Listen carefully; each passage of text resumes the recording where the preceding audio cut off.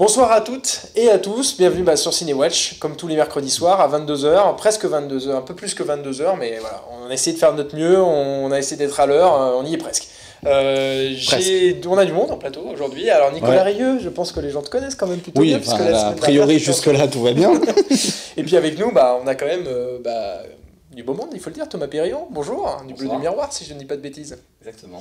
Et puis Alan Blanvillain de l'Info Tout Court. Bonsoir. On est content de vous avoir, c'est vrai que ça fait quelques temps qu'on vous avait pas eu maintenant, pas depuis la reprise de la saison, si je dis pas de bêtises. Pas avec toi, je t'ai venu. Oui, Thomas était venu il y a pas très longtemps. Moi j'étais venu une fois. Le micro pour Thomas, sinon on risque de pas Ça t'entendre. serait beaucoup mieux, effectivement. Tu vois, je suis pas encore dedans. Bah oui, non, mais on t'a filé le micro, on t'a fait un petit peu un piège. C'est un challenge, c'est pour éviter que je parle parce que j'ai beaucoup de choses à dire. C'est ça, si tu veux tendre vers Alan de temps en temps, et je crois qu'on l'entendra quand même plutôt bien avec ce micro. Moi ça va, j'ai l'équipement. On va pouvoir maintenant attaquer l'émission. Alors, quand même, pour préciser, vous allez voir qu'on va parler des news de la semaine. Il y en a eu une grosse cette semaine, c'est Harvey Weinstein. On va pas y couper cette semaine. On va parler un peu de Disney aussi. Peut-être pas de ce à quoi vous attendez, c'est-à-dire peut-être pas de Star Wars, mais peut-être d'un film d'animation que Disney a annulé il y a pas très longtemps. On va parler aussi de Jean-Claude Van Johnson pour les fans de films d'action. Je sais qu'il y en a sur ce plateau. Je me tourne vers Alan, mais je sais qu'il va être content parce qu'il y a le lancement d'une série avec Jean-Claude Van Damme. Puis pour faire très rapide, on a quand même une semaine très chargée en cinéma. Il y a un peu de Kingsman, un peu de Détroit, un peu de Coexister, on va en reparler plus tard, et puis un peu de l'atelier, parce que je vois que Thomas me regarde avec un regard noir, tu vas oublier ce film, parle-en. Il est venu que pour ça. Tu peux partir lâcher le micro, tu sais. Concrètement, c'est le seul moment où je vais être sympa de la soirée, donc... Prépare-toi, affûte tes compliments. Et puis voilà. Et puis bonjour à Daniel qui vient de nous rejoindre sur Twitter. Daniel, bonjour, toujours là, fidèle. On est content de t'avoir, sache-le. Non mais surtout, on peut dire peut-être aux gens, n'hésitez pas à réagir sur Twitter, sur Facebook, à tout ce qui va se dire dans cette émission, que vous êtes d'accord, pas d'accord. Oui, on attend vos commentaires. Parce que c'est vrai, vous êtes en Facebook Live, on est sur Twitter, on est partout. Voilà. Donc allez-y. Hashtag Cinéwatch. Commentez et dites-nous ce que vous en pensez. On va commencer avec les news de la semaine. Peut-être un petit jingle pour l'occasion. Non. Voilà. J'avais pas prévu. C'est sympa d'avoir la musique quand même, voilà. Oui, juste avant, c'est ça sûr. nous lance, ça nous donne de l'énergie.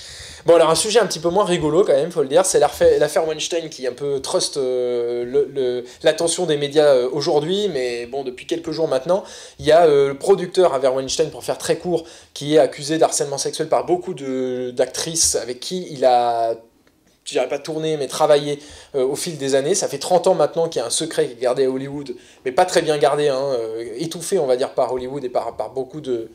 semblerait-il dans l'entourage d'Harvey Weinstein, et voilà, c'est un sujet qui trust. Je sais même pas si j'ai besoin de leur préciser quand même, tout le monde, je pense, a commencé à en entendre parler. On avait envie de rappeler quand même cette news-là cette semaine. Bon, Harvey Weinstein, c'était beaucoup de films, je rappelle quand même. C'est celui qui a fondé la Miramax dans les années 80-90, qui a aidé à beaucoup de cinéastes de se faire connaître, comme Tarantino, comme Scorsese, on l'a beaucoup dit. Bon, ça vous inspire quoi un peu cette nouvelle sur cette news d'un seul coup qui tombe? On découvre des secrets de Polichinelle, on imagine bien qu'il y a peut-être pas que lui, il y en a peut-être d'autres. Faut dire que lui, c'est quand même le producteur le plus puissant d'Hollywood. Voilà, il est considéré comme étant le plus puissant, donc c'est un nombre de chocs terrible. Le problème, pour moi, c'est même pas que... si c'est le problème, c'est qu'il les fâche, mais qu'on le sache que maintenant. Enfin, dire, apparemment, tout le monde le savait. Il y a même certaines actrices qui le disaient depuis des années. C'est vrai, il y a Jessica Chastain qui s'est exprimée en disant que c'était Rose McGowan qui le dit depuis des années, mais elle se fait à chaque fois cracher dessus. Il y en a eu quelques. Voilà, et là, pour le coup, ça y est, maintenant, tout le monde le sait, tout le monde le dit. Ça fait des années, comme je dis, ça fait 30 ans qu'il est dans le milieu, 30 ans qu'il fait ça. Comment ça se fait que personne n'est parlé, personne n'est écouté surtout? Parce que des gens parlaient, mais personne n'écoutait avant. Enfin... D'ailleurs, ce que tu dis a valu un énorme clash aujourd'hui, je crois, sur Twitter. Puisque Ben Affleck s'est prononcé en disant qu'effectivement ça se savait depuis un moment, et Rose McGowan lui a balancé un joli petit fuck off Ben en lui disant oui effectivement, en gros tu le savais, t'avais qu'à ouvrir ta gueule. Et c'est surtout que non, mais Ben Affleck avait aussi un tollé. Ben Affleck disait qu'il ne le savait pas, qu'il découvrait le truc, et Rose McGowan lui a dit il y a des années qu'il l'avait dit. Le problème que ça a causé avec Ben Affleck, c'est que là il accuse Harvey. Sauf que son frère est accusé aussi de ces mêmes cas, et il l'a défendu. Affleck. Donc tu vois, il y a un peu un côté il s'est aussi fait dénoncer un peu comme un hypocrite. Enfin, tu vois, il y a ce cas-là aussi avec Ben Affleck qui est un peu compliqué par rapport à ça en fait. Thomas, peut-être ça te Un mot dessus, pas forcément. De toute façon, qu'est-ce qu'il y a à dire? De toute façon, c'est la nausée, quoi. Mais après, voilà, comme je le disais, c'est sûrement l'arbre qui cache la forêt. Effectivement, Weinstein, c'est celui qui fait la pluie et le beau temps à Hollywood. C'est lui qui s'était emparé de The Artist pour en faire, le succès qu'il a eu. Donc, il a aussi poussé énormément de films. Et il a tellement de pouvoir c'est surtout quand on va voir les dessous de tout ça, de comment ça fonctionnait et comment il arrivait à fixer des rendez-vous dans des chambres, dans des bureaux, avec des aspirantes comédiennes qui, au départ, il arrive, il les reçoit à plusieurs, et puis finalement, l'assistante a toujours un truc à aller faire, elle s'en va, ils se retrouvent tous les deux. Donc il y a vraiment quelque chose qui a duré sur des années, mais je pense que déjà, c'est pas le seul. Et puis, il va falloir qu'il tombe en fonction de ce qu'il a fait. Mais il a été viré, ça y est, de sa propre boîte. En fait. Moi, j'en ai absolument rien à faire du licenciement. Ça, c'est ça plus loin. C'est le moindre mal. Il faut qu'il enquête, il va y avoir des groupes juridiques derrière et qui vont essayer de défendre l'indéfendable. J'ai lu quand même malheureusement qu'il y a cette histoire de présomption, enfin de péremption par rapport à la date à laquelle les personnes se sont déclarées. Aux États-Unis, on sait tous très bien qu'il y a une sorte de juridiction qui peut être des fois un peu difficile parce que il y a une date où c'est passé et on considère que c'est trop tard. Et il y a une personne effectivement qui est susceptible de le mettre devant les tribunaux. Bon, écoutez... Oui, parce que pour l'instant, dans la liste, on a qui se sont manifestés. Il y a Ashley Judd, Rose McGowan, Asia Argento, Gwyneth Paltrow, Emma Deacon, Judith Godrèche et Angelina Jolie. Ouais. Donc ça fait déjà quand même... Ça fait déjà du monde, et on se doute bien qu'au fil des jours qui vont arriver, il y a des gens qui vont commencer à oser dire des choses, puisqu'il est quand même en train de tomber à une vitesse très rapide. Par contre, si je peux rajouter quelque chose, il y a aussi quelque chose d'un peu aussi choquant dans toutes ces réactions, c'est qu'il y a énormément de réactions d'actrices. On a encore très peu entendu d'acteurs. Oui, c'est ce qui a été mis en ça, voilà, il y a Matt Damon qui s'est manifesté. Matt Damon et du coup Ben Affleck aussi. Mais ça reste encore extrêmement discret. C'est un peu bizarre, enfin c'est un peu choquant aussi dans un sens. Moi j'attends la réaction de Tarantino qui je pense ne saurait tarder. Et c'est vrai que tous ces gens-là ont des réactions à donner. Il est dit aussi que ayant étouffé l'affaire pour certains et qui étaient dans l'entourage, il est délicat pour eux d'un seul coup de se mettre à s'exprimer, ça va se retourner contre eux. Donc ils se retrouvent dans une situation surtout que même si maintenant il était viré, ça reste encore une fois un des plus puissants d'Hollywood.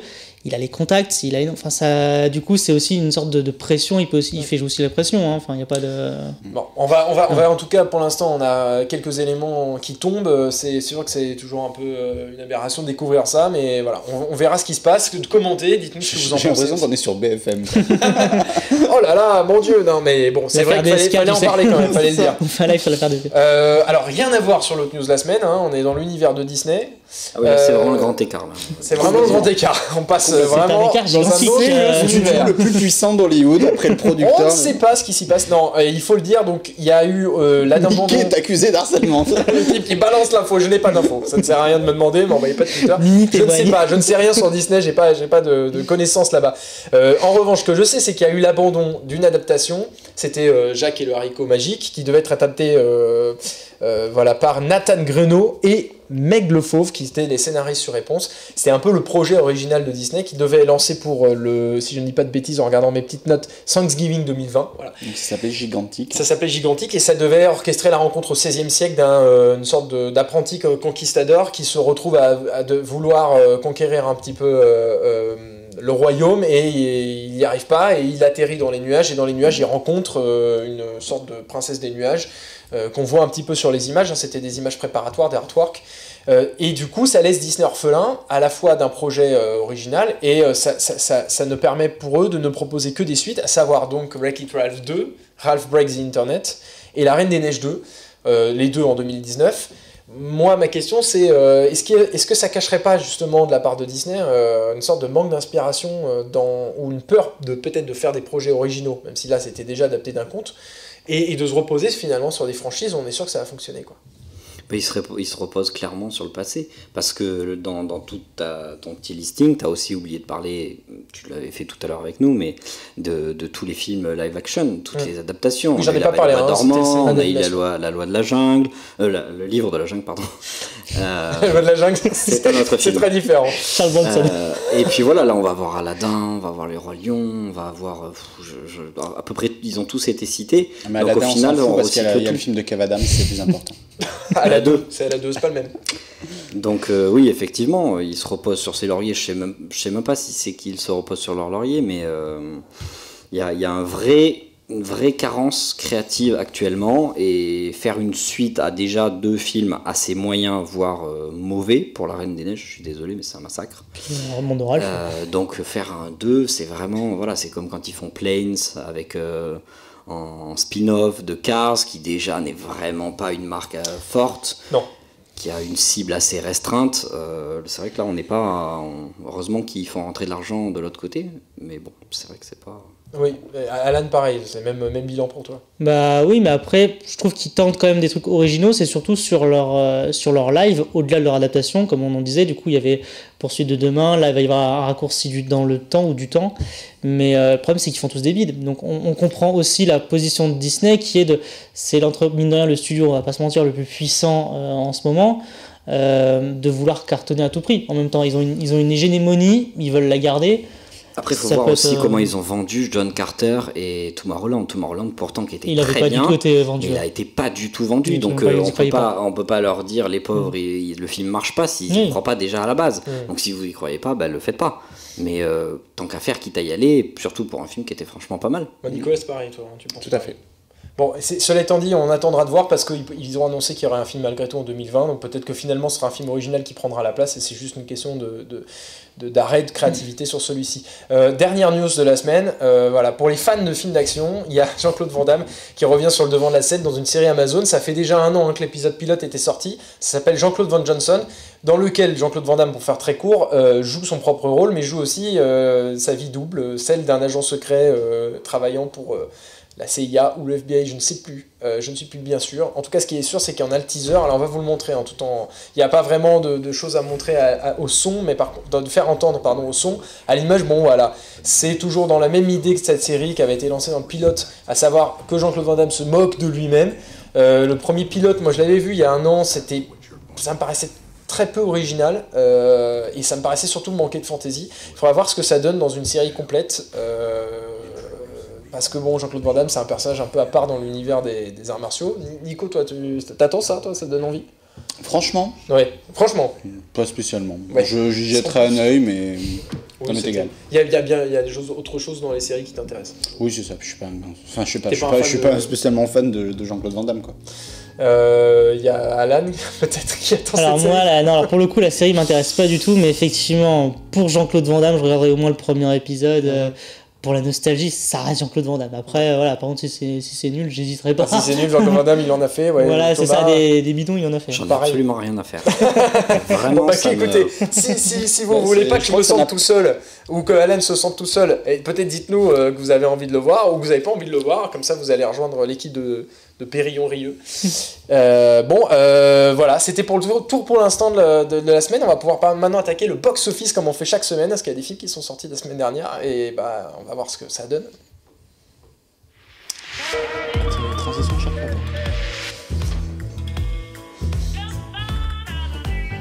Et oui, petite transition box-office quand même. Oui, je rappelle que ça redonne de l'entrain. Je m'y attendais pas, celle-là. Il y a peut-être des gens qui adorent regarder les jingles. On sait pas. Je suis fan de jingles. Dites-nous si vous êtes fan de jingles. On a envie de parler de film, en tout cas, là, on est un peu chaud. Donc, alors, cette semaine, il y a eu en tête number 1, Le Sens de la Fête, sans véritablement de surprise, 800 000 entrées. Je rappelle, c'est le film de Eric Toledano et Olivier Nakache qui avait fait déjà un succès fracassant avec Intouchable il y a bien longtemps, mais chacun de leurs films marche généralement plutôt bien. C'est le 3e meilleur démarrage, voilà, c'est un succès. Deuxième, Blade Runner 2049, on l'attendait peut-être un poil plus haut, il a fait 544 000 entrées. Après, c'est pas un film facile à vendre, il dure 2h40. N'oublions pas qu'il fait 2h40. Il y a moins de séances en moins. Donc c'est logique qu'il y ait moins de séances. Ça reste quand même un joli score, surtout pour Ceci dit, le fait qu'il y ait une séance en moins n'explique pas non plus l'échec aux États-Unis. Non, voilà, par exemple. Il y a plein d'autres choses qui l'expliquent. 35 millions de dollars pour le premier week-end. C'est-à-dire qu'ils avaient visé quand même beaucoup plus haut. Après, ils avaient peut-être pas anticipé que de toute façon, le premier n'avait pas été un succès non plus. C'est pas évident à vendre non plus. C'est pas évident, ils n'ont pas cherché non plus à le vendre. Enfin, pour le coup, Blade Runner, c'est bon ou mauvais, c'est une très bonne. Ils l'ont très bien vendu comme un projet artistique, parce que les bandes annonces ne montraient rien, etc. Mais pour le grand public, justement, ça ne montrait rien. C'est-à-dire que le grand public, à part des jolies images et à part Ryan Gosling, c'est pas le grand public qui va. Ça suffisait pour susciter l'attention. Il faudra voir. C'est un autre débat. Ouais. C'est un autre débat. Je vais sauter à la 5e place directement. On a une nouveauté aussi qui est apparue, c'est Capitaine Super Sleep. 103 000 entrées. Voilà, j'hallucine des fois de dire certains noms de films, de dire sérieusement Capitaine Super Sleep est en salle. Non, mais j'ai rien à dire sur le film, je l'ai pas vu. Mais Capitaine Super Sleep, on n'a pas l'occasion de le dire tous les jours. Puis, en 6e position, l'échec du petit Spirou. Sans vouloir casser le film. Semi-échec, c'est pas. 326 000 entrées, c'est vrai que ils s'attendaient peut-être à davantage. Ils n'ont pas forcément les grandes vacances pour ça. Mais voilà. C'est pas le bon moment. C'est pas forcément. Le malheur des uns fait le bonheur des autres, parce qu'à côté, t'as ça et t'as Seven Sisters qui eux cartonnent. D'où effectivement, on verra comment il ressurgit peut-être dans les semaines suivantes. Si je peux juste rebondir, je pensais a posteriori à ce que tu disais sur Blade Runner et sur comment on peut attendre un succès ou non. Il faut quand même aussi voir que Blade Runner a été diffusé dimanche sur Arte. Et Arte a fait son meilleur taux d'audience depuis un bon moment. Et il y a eu, je crois, 2 millions de téléspectateurs, quasiment, 1,8.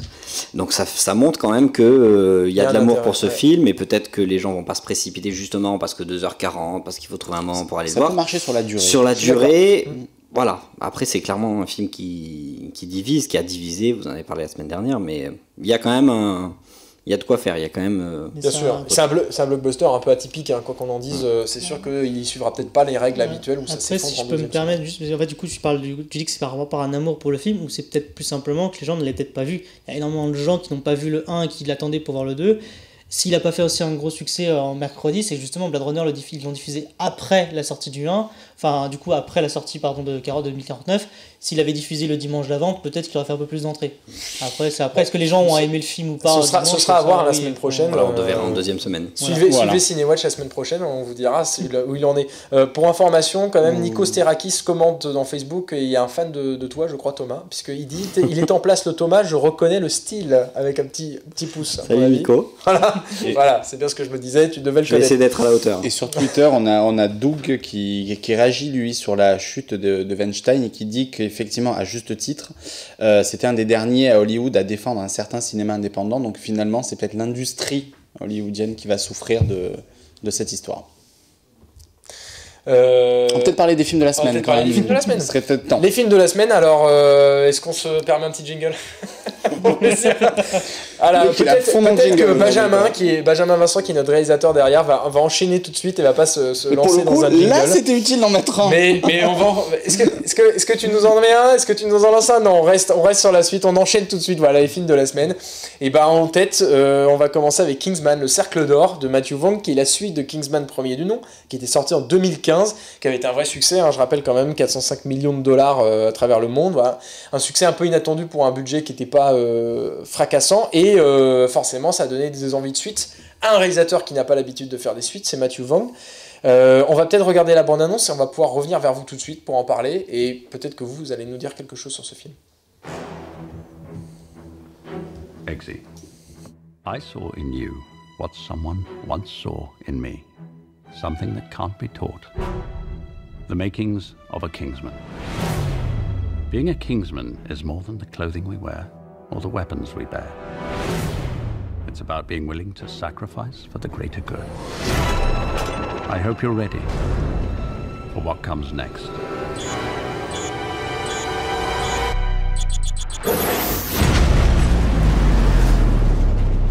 And now the end is near, and so I face the final curtain. My friend, I'll say it clear, I'll state my case, of which I'm certain. For what is a man? What has he got? If not himself, then he has not. The record shows I took the road and did it my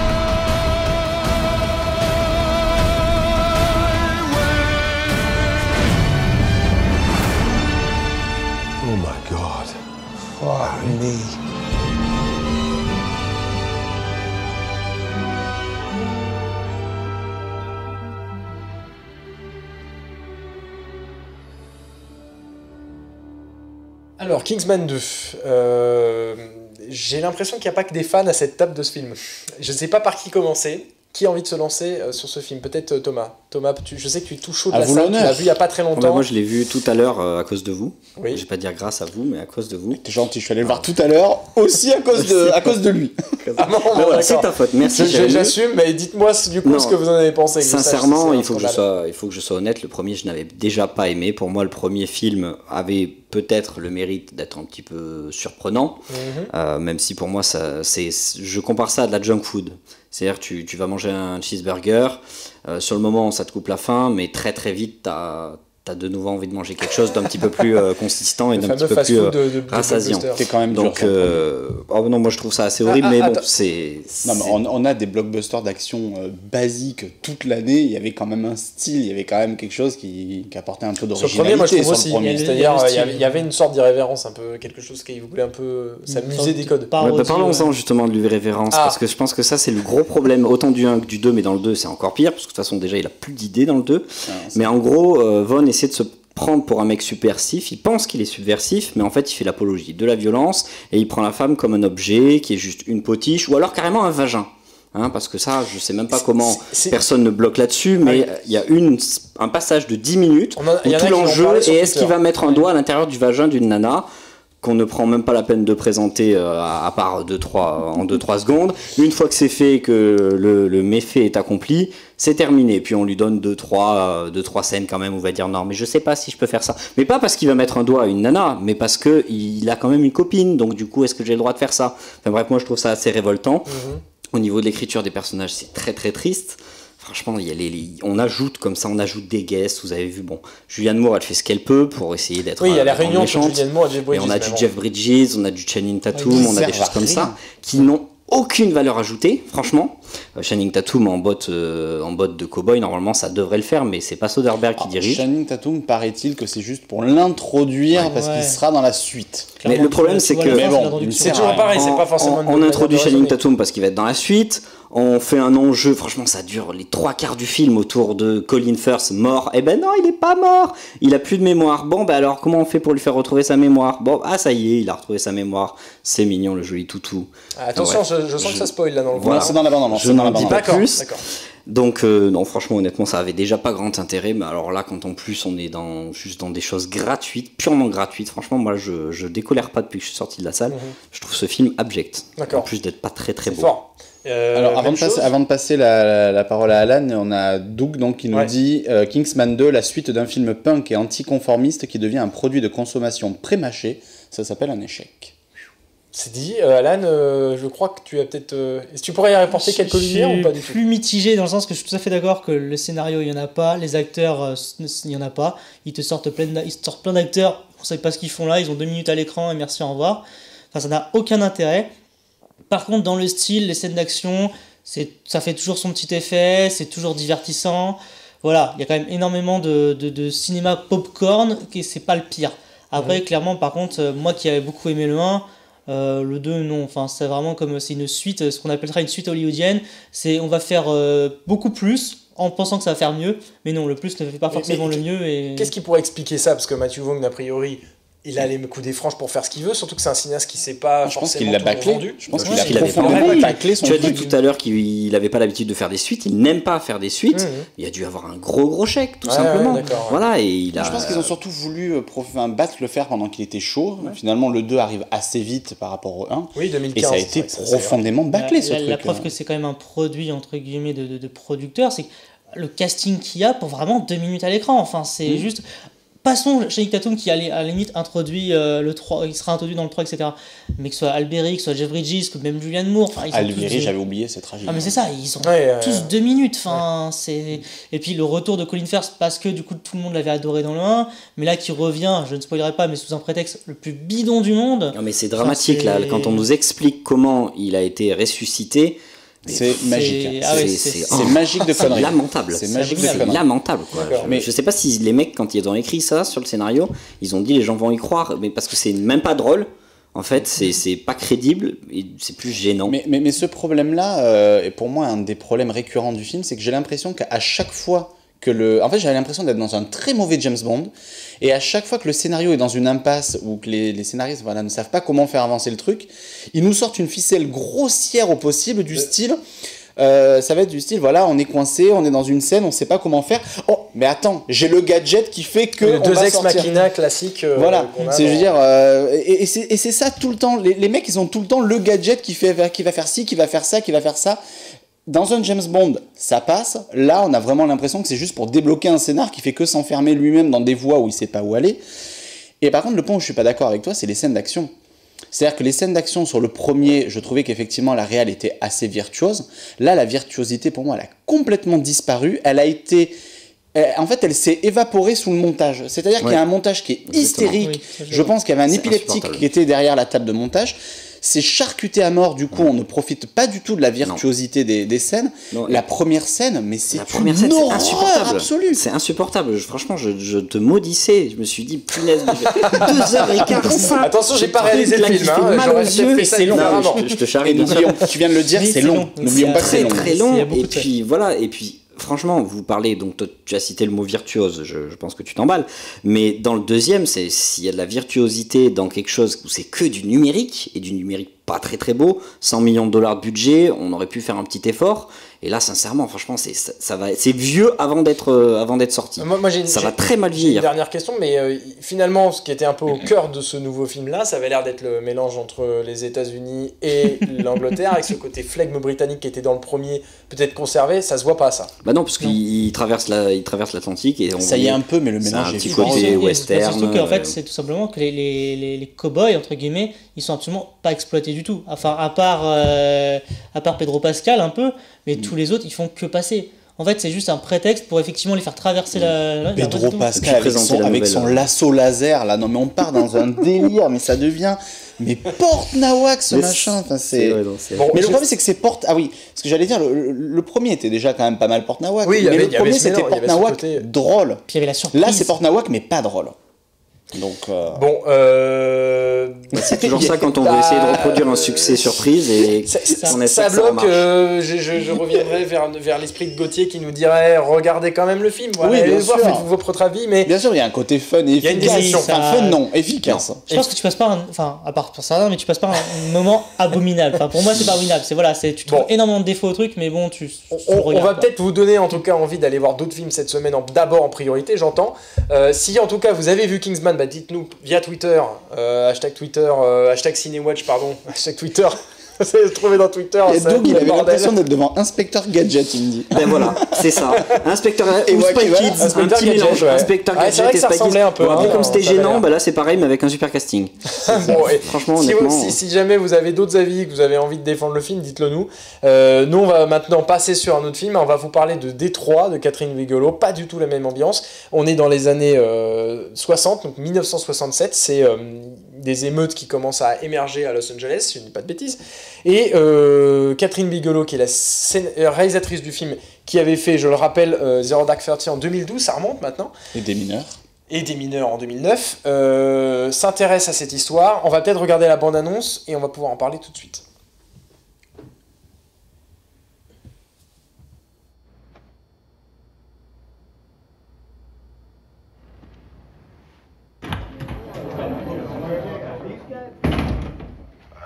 About what went on at the motel. What happened at the motel? You don't know, I tell you.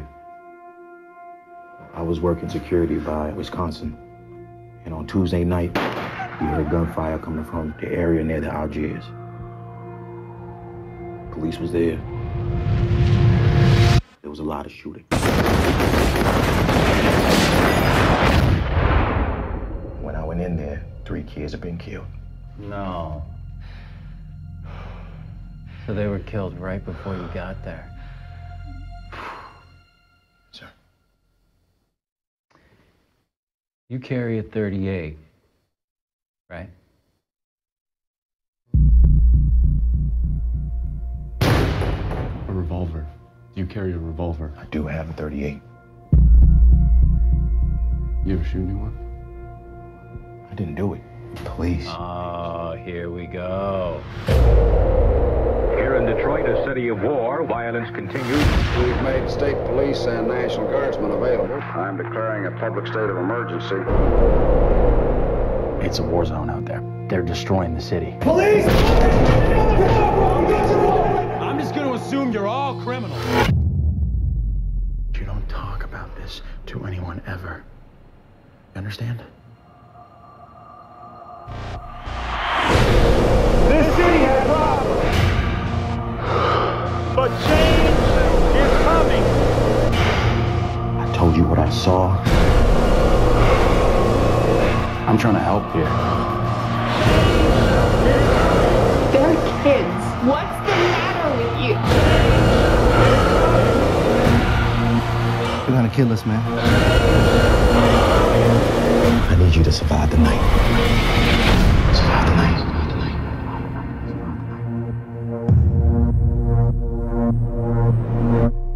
Melvin, you want to go home?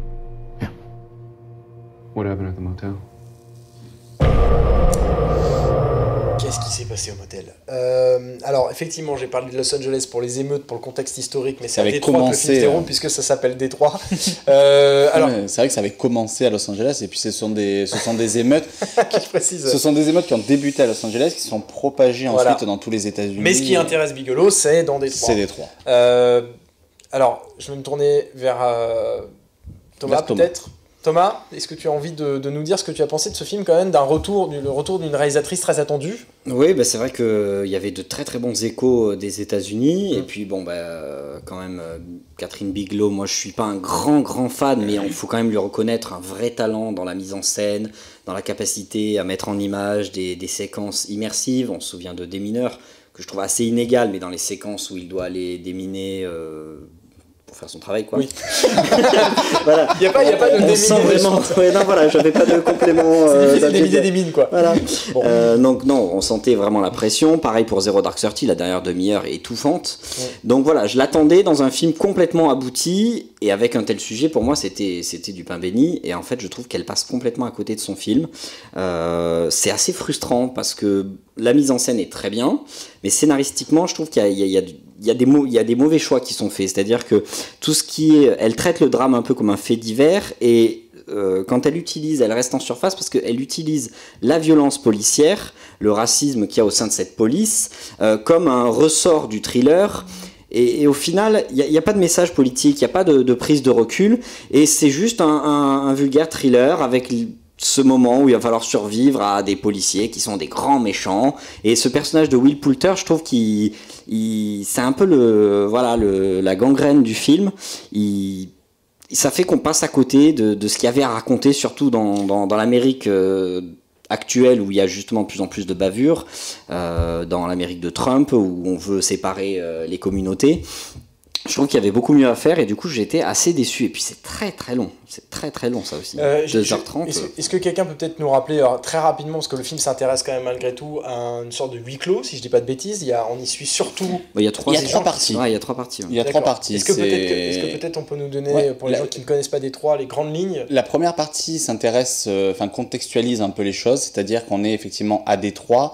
C'est très compliqué entre la communauté noire et la police, d'autant que la communauté noire vit dans une zone assez pauvre de Détroit, que la police est assez dure. Et du coup, voilà, il y a un contexte bouillonnant. Dans les États-Unis, il y a la guerre du Vietnam qui commence à déclencher un peu des manifestations, etc. On est dans un contexte un peu explosif. Et voilà, il va y avoir une descente de police précise qui va mettre le feu aux poudres. Ça va déclencher des émeutes qui vont transformer Détroit en zone de guerre. Voilà, pendant plusieurs jours, Détroit va être une zone de guerre. D'accord, et donc peut-être que du coup tu peux nous dire ce que tu en as pensé, puisque je crois que Oui, et du coup, j'oubliais quand même qu'effectivement, tu parlais du huis clos, on en arrive donc effectivement à une grosse partie du film qui est centrée sur un motel dans lequel effectivement la police va séquestrer des personnes en cherchant soi-disant un tireur qui aurait fait un sniper, et malheureusement ça va dégénérer de façon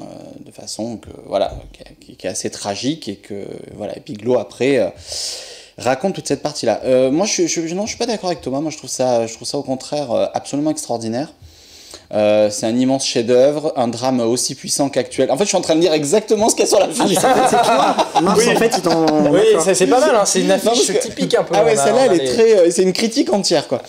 Non, je trouve le film vraiment extraordinaire. J'ai pas ressenti la longueur dont tu parlais. J'ai trouvé ça vraiment, au contraire, très dense, très très bien rythmé. Surtout que Catherine Bigelow, même si je suis comme toi, je suis pas un immense fan, mais je dois lui reconnaître une façon de gérer la tension qui est absolument inégalée actuellement. Ce qui déjà le sel des dernières minutes dont on parlait. Oui, voilà, la dernière demi-heure. C'est ça. Moi, je suis pas. Voilà, c'est sûrement un des films dont je suis le moins fan de ce qu'elle a fait. Mais il y avait cette.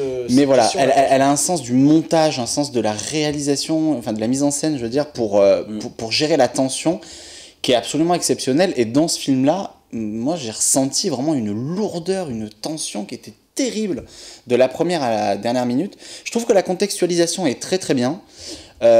Toute la partie du motel aussi. Effectivement, alors je dévoilerai pas, mais peut-être la troisième partie du film est un peu en dessous du reste.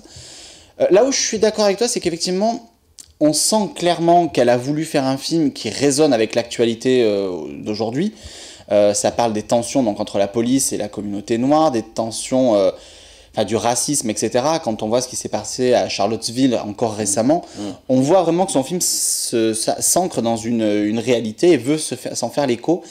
Et effectivement, elle a peut-être pas assez appuyé ce point-là et cet écho-là est peut-être pas mis assez en avant. C'est peut-être pas qu'elle l'a pas assez appuyé, mais c'est juste dans la façon dont elle décrit autant les personnages qui vont être plus tard les victimes de cette pseudo-bavure policière. Je ne veux pas trop en révéler, mais donc je préfère mettre des guillemets. Mais la façon vraiment dont elle ne décrit pas qu'est-ce qui a pu mener à ça. C'est-à-dire que le flic qui est joué par Will Poulter, c'est juste une ordure en fait. C'est juste une ordure. Et plutôt que d'expliquer qu'est-ce qui a fait qu'il y a une haine de la police, et après que la police a de la haine envers ces groupes ethniques, là je trouve qu'il y a vraiment quelque chose qu'elle a pas écrit. Enfin, c'est pas elle qui l'a écrit le scénario. Non, elle est pas scénariste. Mais voilà, c'est pour ça qu'en fait la réalisation va très bien, mais le scénario je trouve fait qu'en fait on n'a pas d'empathie pour personne, et toujours décrire ces personnages de façon un petit peu unilatérale, juste la grosse ordure et les victimes. Mais là, je suis pas d'accord. Là, je suis vraiment pas d'accord. C'est justement là que tu en viens. Moi, j'entendais dire de la part de quelques journalistes qui l'avaient vu, ce qui avait dérangé, c'est justement le fait que Catherine Bigelow soit une cinéaste, ça paraît rien, mais blanche, et qu'elle ait fait un film où ça veut rien dire a priori, mais dans lequel la communauté afro-américaine est présentée comme des victimes. Et j'entendais dire que c'est ce qui expliquait peut-être aussi l'échec du film, puisqu'on n'en est pas là. C'est-à-dire qu'à un moment donné, on a envie de présenter aussi des gens d'action dans la communauté afro-américaine, et on a envie de montrer ceux qui ont poussé aux émeutes, qui ont poussé à d'un seul coup se révolter. Mais c'est là que je suis pas d'accord, c'est que je trouve que le film ne tombe pas dans cet écueil du manichéisme, à opposer vraiment les gentils noirs contre les méchants flics. Il y a même un ou deux moments où elle se permet de critiquer la communauté noire, qui déclenchent une guerre dans leur propre quartier et qui détruisent leur propre quartier. Elle se permet même de temps en temps de d'égratigner un peu en disant que finalement il y avait aussi des torts d'un côté. Dans la première partie. Dans la première partie, je suis d'accord avec toi. En ça, je suis d'accord, je te rejoins. Et c'est pour ça que moi, je pensais que ça pouvait et audacieux de le faire. Je pensais que ça pouvait partir vers quelque chose d'intéressant, mais comme je te le dis, moi, j'ai l'impression qu'il y a à la fois un film avec un moment d'histoire américain, parce que ça a eu beaucoup d'importance quand même aux États-Unis. Nous, on le mesure peut-être pas parce qu'on est, c'est pas notre histoire à nous. Oui, effectivement. Mais je trouve que vraiment la partie centrale autour de ce qui se passe dans le motel est traité comme un thriller. C'est juste il faut survivre, c'est limite voilà, c'est toujours ça va toujours être plus, et voilà, moi j'ai du mal avec ces personnages un peu c'est juste une ordure, et puis je trouve qu'en fait voilà, elle se tire un peu une balle dans le pied avec ce personnage là, surtout pour la troisième partie. Après je sais pas, ça devient un peu vain en fait. Bon, je vais devoir couper parce qu'on a sur Twitter, on a quand même Doug qui nous dit que voilà, que ne pas avoir étiré le huis clos sur 2 heures, c'est déjà une preuve de maîtrise. Effectivement, il est d'accord, la dernière partie est un peu bâclée. Et Thomas, est-ce que tu aurais un message à adresser à Julien, parce qu'il dit 2 avis de Thomas sur 2 films qui me donnaient envie. Bon, je sens que je vais pas aller au cinéma cette semaine. Attends un petit peu, parce que il devrait y avoir un film qui va te donner envie d'aller au cinéma si tu écoutes que Thomas. Alors, film suivant. Alors là, on jump, on arrive dans dans le film français, dans le cinéma français, Coexister de Fabrice Eboué, comédie française réalisée donc par Fabrice Eboué, je rappelle pour ceux à qui ça dit quelque chose mais qui voient pas où je vais en venir. 2012 Le Crocodile du Botswana et 2010 Casse Départ. L'idée lui est venue du film en voyant des clips de prêtres chanteurs, les fameux prêtres chanteurs. Il s'est imaginé ce qui se passerait effectivement peut-être au départ de cette histoire-là, et si l'engouement qui s'est passé, qu'est-ce qui passerait derrière s'il inventait un concept de comédie derrière. Est-ce qu'on peut peut-être regarder la bande-annonce ? Oui, ce serait bien. Parce que ça va vous donner une idée plus claire du film déjà. Bonjour, Nicolas Lejeune, De Manche Musique. Pourquoi De Manche Musique est au point mort depuis 2 ans ? C'est qu'on a essayé de lancer des projets artistiquement très ambitieux. J'adore les glaces avec 2 boules. Voilà, ça c'est de la merde, ça peut cartonner. Si dans moins de 6 mois, Monsieur Musique n'a pas rempli l'Olympia avec un nouvel artiste, il cédera sa place de directeur. Et pourquoi on fait pas ça ? Quoi ? Un prêtre. Très bien. Un rabbin. Et un imam. J'ai une gueule d'imam, moi. Réunis sur scène pour chanter ensemble. 1, 2, 3. Non mais je rigole pas là. 1, 2, 3. Le groupe Coexister, quelque chose qui vous lie à la communauté juive ? Moi c'est Rabbi Jacob. J'ai dormi comme un bébé. Comme ou avec ? Oh non ! Moi, je vous rappelle que nous sommes dans un pays de culture chrétienne. Judéo-chrétienne. Ah non, chrétienne. Les rois de France n'étaient pas juifs. Ça c'est dommage, parce que vaut mieux avoir la bite coupée plutôt que la tête. Oh, bah c'est malin, ça. Qu'est-ce qui se passe, Samuel ? Vous êtes sur scène dans 5 minutes ? Attention, on est coupé. J'ai fait les plus beaux glands de toutes les Hauts-de-Seine. Je sais pas ce qui s'est passé. Tiens, file-lui ça. Je vais pas filer de la cocaïne à un rabbin. Bonsoir la France! Tu peux me dire à quoi ça sert d'être des vedettes si on doit rester bloqué à l'hôtel comme des cons ? Mais putain, mais respecte-le, sale pute! Tu vois pas que c'est un homme d'église? Et c'est avec ce boys band que vous comptez combler nos actionnaires? Tu sais, Jésus a dit un jour... Je m'en fous de ce qu'il a dit. C'est terminé. Salam, shalom. Au revoir, nous c'est au revoir. C'est ça, casse-toi. Oui. J'ai un peu l'impression qu'on a cassé l'ambiance. Et qui c'est qui va la remettre? C'est tonton Samy!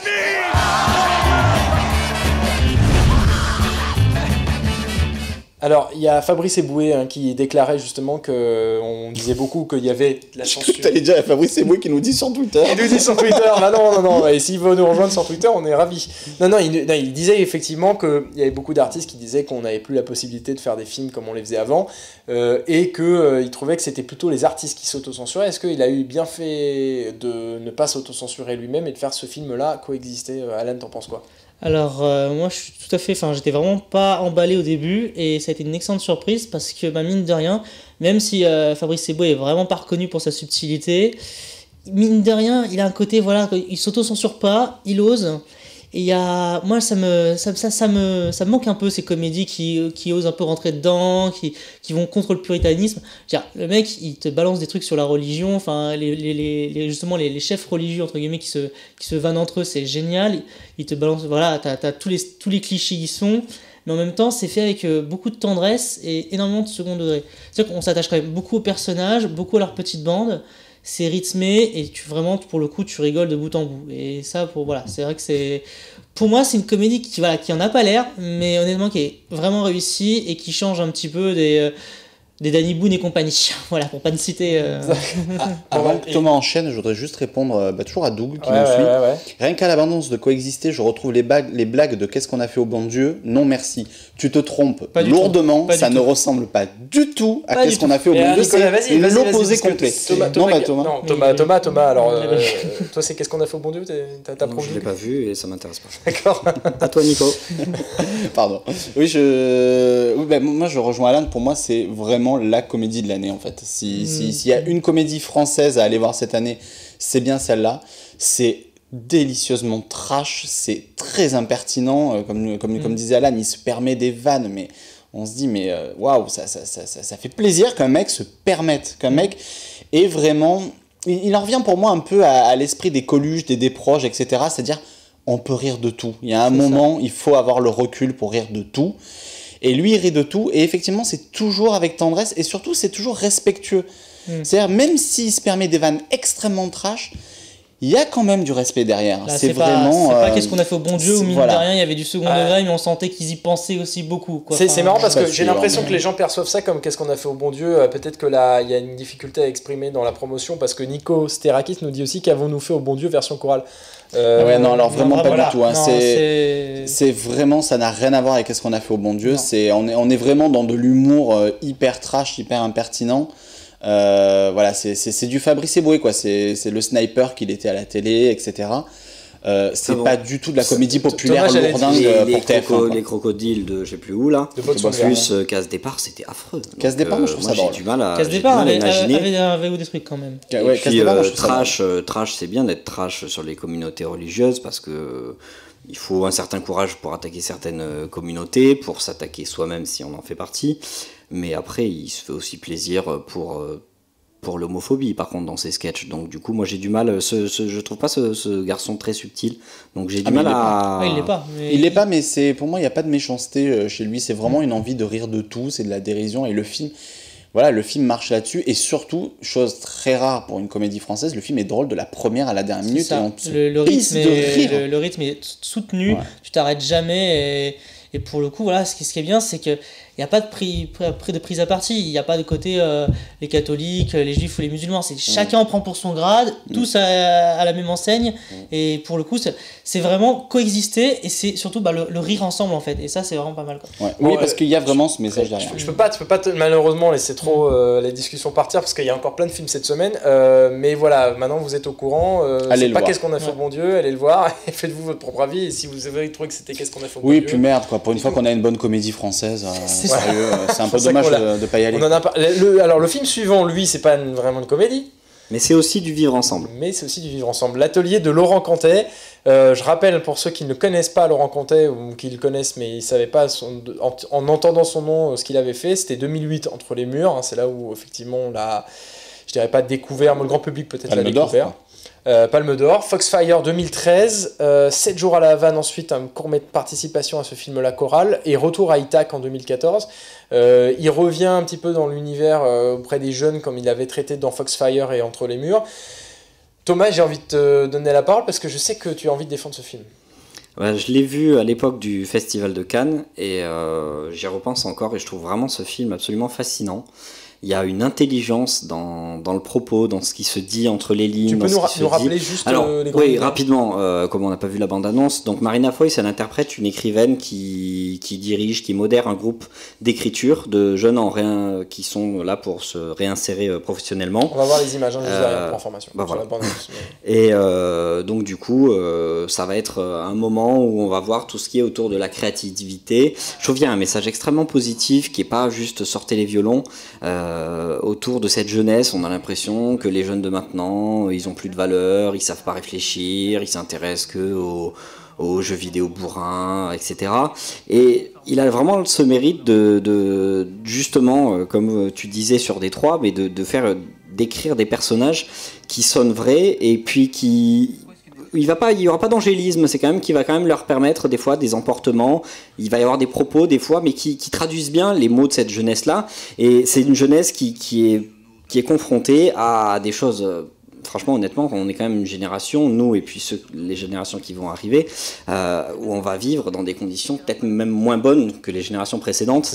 Et il en parle bien de la précarité, donc, on est à la Ciotat, cette société du culte de soi, du narcissisme sur les réseaux sociaux, les choses comme ça, et puis surtout du terrorisme, de la discrimination, des choses comme ça. Il en parle très bien sans être moralisateur.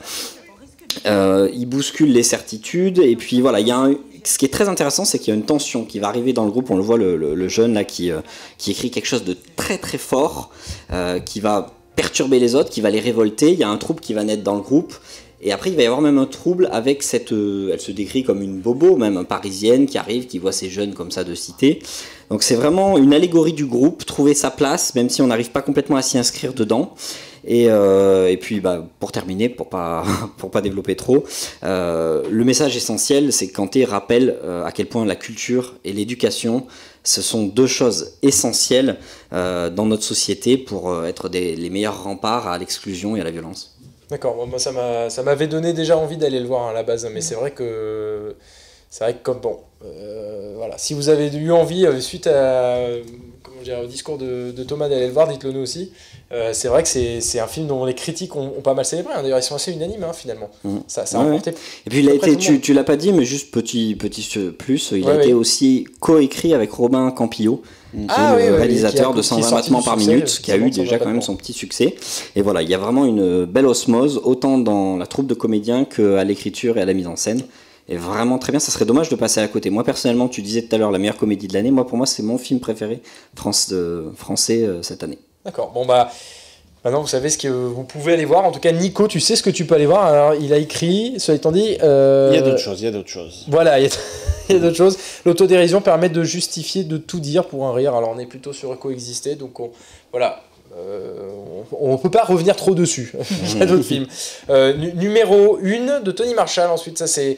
voilà, un film avec... je viens de réagir, je suis pas d'accord avec Nico Sterakis. Oui, parce qu'il a l'œil aussi sur mon téléphone, Nicolas. Il regarde, il surveille, attention, faites gaffe. Entre Nico, ça va se fighter. Non, je viens de réagir. Non, attention, je peux te le présenter. Avec plaisir. Numéro 1 de Tony Marshall, donc avec Emmanuel DeVos. On a aussi, peut-être Alan. Tu avais quelque chose à dire puisque tu l'as vu. Oui, j'ai vu. On a la chance d'avoir quelqu'un qui l'a vu. Pourquoi non? Il y a beaucoup de gens qui l'ont vu. Oui, moi. Non, mais je veux dire à cette table-là. Oui, ouais. Bah, il y a Nico, excuse-moi. Non, excuse-moi. Et je pense qu'on est plutôt d'accord avec Nico, c'est-à-dire que pour moi, c'est un film important dans le message, c'est-à-dire un film quand même qui a un message fort pour l'égalité des sexes, etc. Par contre, en termes d'intrigue, c'est ras des pâquerettes. C'est-à-dire qu'elle a privilégié le message plutôt que l'intrigue. Donc, on comprend l'idée, on comprend, c'est une jolie idée, etc. Mais alors derrière, on sort du film, on fait, mais comment, pourquoi, enfin, donc il manque je trouve qu'il manque des morceaux dans son scénario. Comme si finalement, elle s'était perdue dans ce qu'elle voulait dire, elle en a oublié un peu la forme, si tu vois ce que tu vois. Oui, voilà, c'est pour moi, en fait, si on sort du film, on dit, bah, je vois ce que tu veux dire, mais en termes de... T'aurais dû faire un documentaire. Et tu parlais de message, mais de quoi parle le film? Pareil, sur les grandes lignes, parce que ça manque cruellement de poigne, franchement, et de caractère, tout ça pour dire qu'en gros, dans le milieu des hautes sphères du pouvoir, c'est difficile pour les femmes par rapport... voilà, non, parce que c'est des milieux d'hommes. Super, merci, on le savait. On est tous désolés de ce constat, mais bon, voilà, enfin...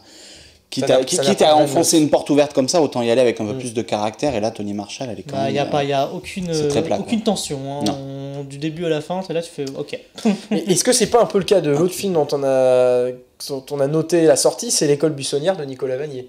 Là, on est dans le bon film bien franco-franchouillard, là.